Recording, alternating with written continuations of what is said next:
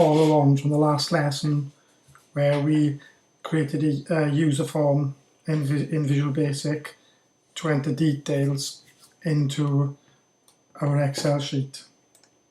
If you remember, we put a button in that opened up our form that allowed us to enter new data.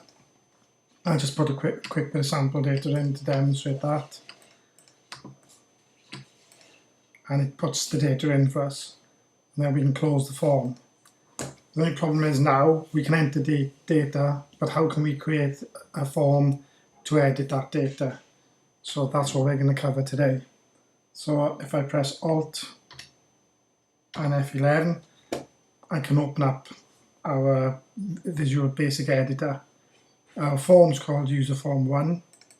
So if I open it up, I can reuse a lot of this form to make a form to edit user details.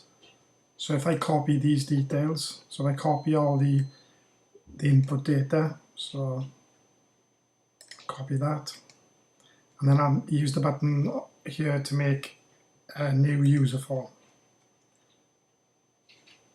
and I'll paste that in. So I've got the original buttons that we used for the input user details. So what I'll do, I'll rename this form as good practice, and I'll call it edit form, edit FRM, and I'll change the caption to edit user details.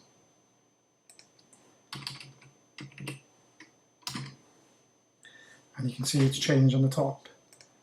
But now I've got the button, I'm going to need the code that went with the original one. So if I go back to that, and I'll copy it all out. So I'll make sure I got it all. So I can click copy. And I can close this one down. And all I want to be left with is the edit user details. So double click that, delete these details, and I can paste them in. So I've now got a copy of the original form, but I've called this edit form. So where I got to hide my form, I now need to make sure I change that to edit form. So that's when I click the button, it'll close. All of this can pretty much stay the same, except we're not going to be editing the first row now. We want to find the active cell and then edit it. So we can find the active cell. So I need to change this to be iRow equals active cell dot row. So now I'll identify the active cell. And if you remember, we used these options in the last lesson, so that once the data was in the button, was in the form, in the labels, we could clear it ready for the next one. So I'll remove that. So I've got the original button, I found the active cell, and it'll bring the data in for me. So what I need to do now is put in a new option, which will be activate, and I can reuse a lot of this. So I can reuse the variables, and I can paste them in here.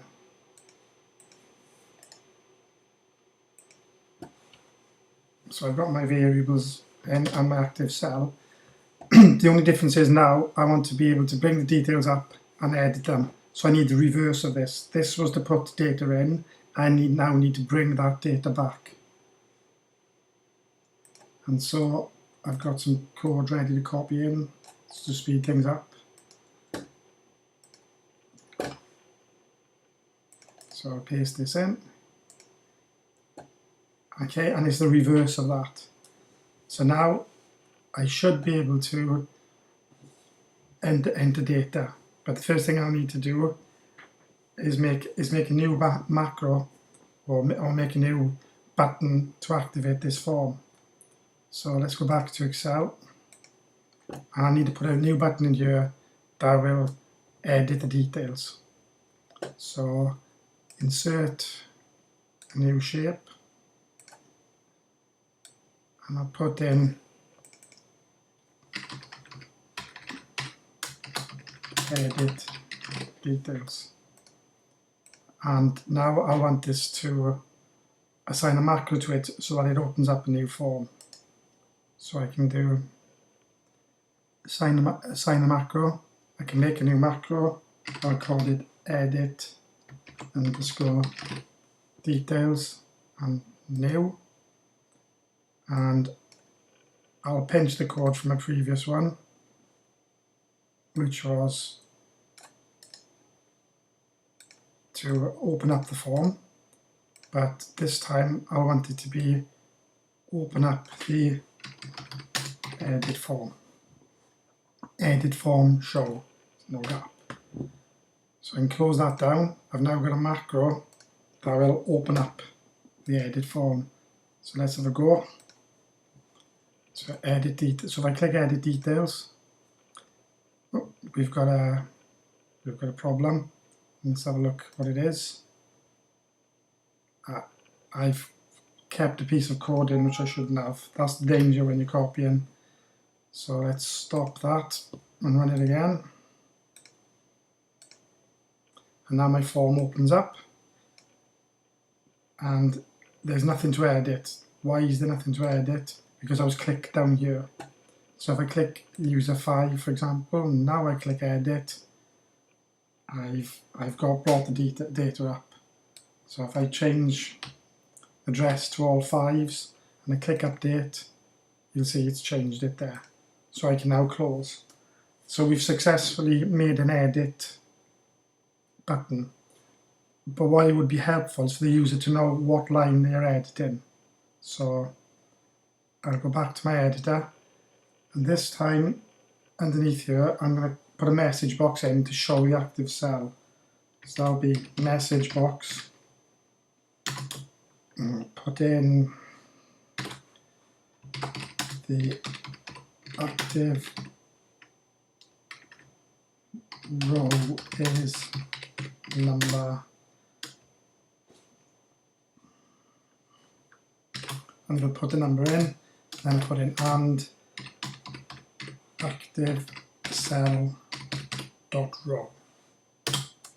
So now I've got some text. So if I run this again and I click number 4 this time and I go edit details, it tells me the active row is number 5. So the user now knows what one they're activating, and then all I need to do is put some data into there. Anything will do. I click update and it's done it for me, and I can click close. So that is how I can edit details. The only problems we've got is we don't want them to be able to edit row number 1, and we don't really want them to be able to edit a blank line, because if I click here and I click edit details, it says the active row is number 1. It brings in, I don't want that changed. And if they go to user 7 and they click edit details, it brings blank details in, and I could now add a user. So in the next lesson, I'm going to show you how to put some code in to stop that happening, and we'll also cover how to delete some of this data. Thank you very much.